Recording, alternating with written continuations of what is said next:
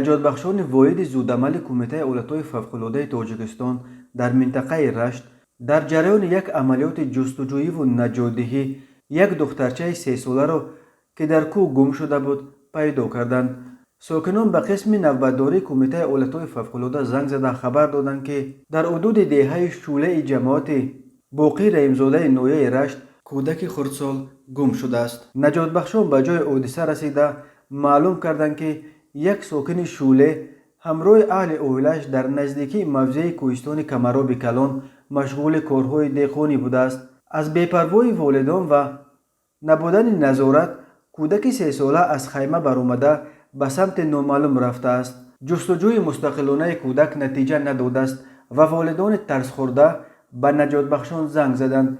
گفته می شود در گزارشی که روز 4 می در سامانه رسمی کمیته ایالتهای فوق‌العاده تاجیکستان نشر شد. بنا به این منبع نجات بخشان به چند گروه تقسیم شده بعد چند ساعت جستجو دخترچه را 1.5 کیلومتر پایین‌تر از مکان خیمه والدانش پیدا کردند و به پدر و مادرش سپاریدند. کمیته ایالتهای فوق‌العاده تاجیکستان در پی این حادثه بار دیگر از والدان خواسته است که نسبت به فرزندان خود بخصوص نسبت به فرزندان خردسال حد اکثر توجه را نمایش دهند و آنها را تنها نگذارند. یک لحظه بی‌پروایی و فارغبالی هم میتواند سبب فاجعه شود، تاکید کرده است کمیته ایالتهای فوق‌العاده.